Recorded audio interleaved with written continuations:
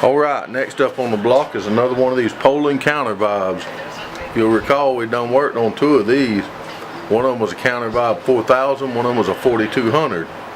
This particular one is a 3700, but it looks a lot similar in appearance to the 4000 that we worked on. One notable difference right off the bat, the handguard was mounted right to the frame on the 4000, where this one's mounted to the handlebar. It does have the manual pump, so we're about to break this one down, inspect it, and see what we come up with. Just like the other saws, I'm going to start by taking this chain off, this bar off, so that I can manipulate the saw a little easier. Alright, we'll go ahead and proceed with taking this side cover off. Now you remember, these Poulans and the Husqvarnas, they're popular about having that adjuster in the side plate. I don't really like that, but that's cause I'm familiar with steels, I reckon, and they don't do it that way, but I don't guess it really matters as long as it works. We'll lay that over there, pull that guard off, lay that over there, pull this chain off and inspect it.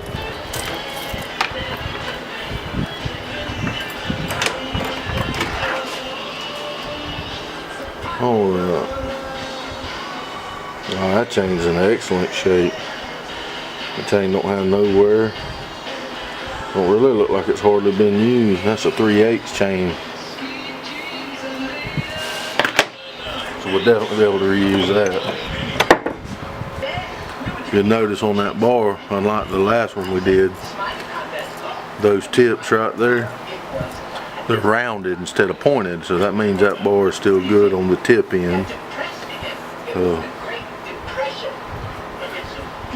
This is probably an original bar. I don't know that, but I would guess that. Just by the shape and contour of it, you don't really see bars like that anymore.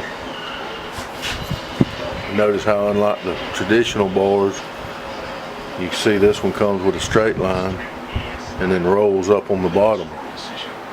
I don't see bars like that every day, so I could be wrong, but I do think this is probably an original bar to this saw.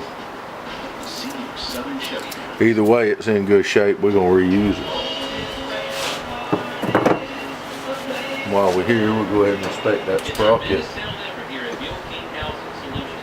Oh, that sprocket's in excellent shape. Excellent shape. So we'll definitely be able to reuse that. Alright, let's go ahead first off, pop that fuel cap off, and let's inspect that tank, inspect that fuel line. It's an imperative that you use good fuel. Make sure your fuel's clean. 90% of the money that I make is off of bad fuel, cleaning carbs, cleaning tanks.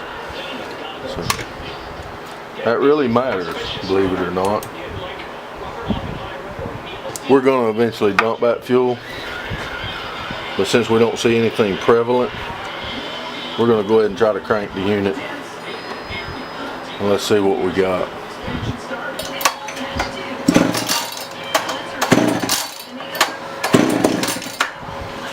Hopped over.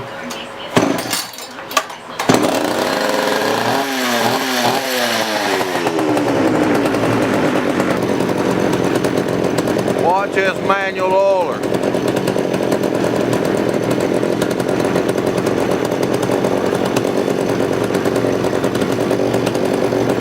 That baby throws some oil.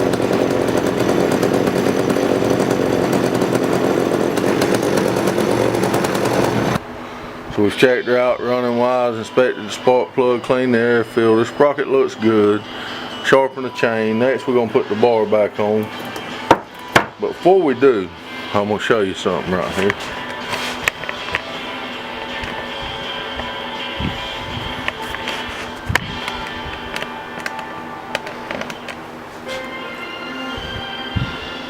You see that little hole? Some bars have that in there, and that little hole has a specific purpose. That's made for grease. So before we put this bar back on, we're gonna shoot a couple shots of grease in there till we see it roll out the side. Now when we fire it up, it'll pull that grease throughout the sprocket bearings, which was designed to extend the life of that. Depending on who you talk to, some people claims it don't, some people claims it does. They put it in there, I'm gonna grease the damn thing. Now we'll put it back together on the saw, fire it up, make sure everything runs smooth, and we'll see what happens. Alright, we sharpened the chain, greased the bar, now we'll test the unit.